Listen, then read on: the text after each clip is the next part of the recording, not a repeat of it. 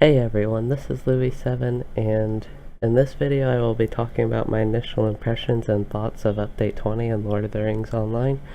And the gameplay in the background will consist of visuals and the Waste, the new zone with Update 20, and a mixture of different gameplay within the Update 20 content on my Rune Keeper and Captain. So anyway, on to my thoughts. So when I first went to do the Update 20 content in the Waste, the first thing I noticed was how much the zone reminded me of Angmar. The landscape and the environment captures the dead, or in this case the Waste's feel, and I consider that a good thing. As time went on, I did pick up on it being fairly different than Angmar, but it definitely brought back that feel that I haven't seen in any recent zones. So on the topic of graphics, I thought the overall landscape is pretty good and keeps the same things as the previous zones like North Ithilien, but of course it has a vastly different look. And the landscape is wide open. There are some points far away that don't look as good, but when playing it's not really too bothersome, and overall I think it's a well done zone with the graphics. And then in the video here you can see the landscape along with an upcoming time-lapse for the next topic, which is performance. And the first time I went to the Waste, my FPS was not good to say the least when I went to the Camp of the Host, the first main town area. And that was on pretty much any setting from very low to max settings, but I've come to pretty much expect that with LOTRO in any dense place like that, so it's not too big of a deal to me. It might be to some people. Then I had the opposite experience in landscape with actually being able to run max settings around 60 FPS. I did get lower FPS in more dense places, and of course when I stream or record my FPS goes way down, especially if I use OBS. Anyway, overall I would initially rate the lag better than a few Gondor areas, but not that good in crowded areas from what I've seen so far. Also with lag, there was server lag early, but I haven't experienced much more than Update 19 so far, so it has been getting better, and hopefully it does continue to improve over time. So on to the questing and story system. I haven't done much of the story, so I can't comment too much on that.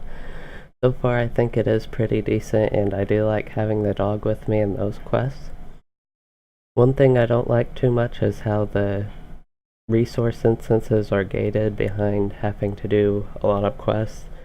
There's something I'd like to be able to easily do on my alts and to not have to do a bunch of quests to unlock.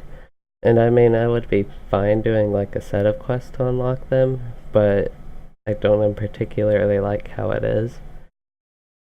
So I think that could be improved upon, where you just have to do the set of quests, but again I haven't gotten to that point, so I'm not sure in the story if that would even work or not. And then on the resource instances, I have not done those, so I can't comment on them besides the unlocking process, of course. And of the quests I have done, they have not been particularly great, but I don't mean they're bad. I just think the quests I've done could have been made better and more fun. And a big part of Update 20 is of course the new gear and endgame content. The endgame is farming rep tokens and crafting so far, and you can get these through various means, which I like having the alternatives to get them. I have so far enjoyed this system, and I like that you can always spend gold to speed up the process or make gold by speeding up others' progress through crafting and selling the materials and recipes. Overall, I have liked the bartering system so far that goes with it. My main concern is the actual essences, getting those. I would have hoped for more ways to get good essences with Update 20 content, but it's not too big of a deal. I just think it would have been nice to have some alternatives. Overall, I do like the new gear and system to attain the gear though with Update 20.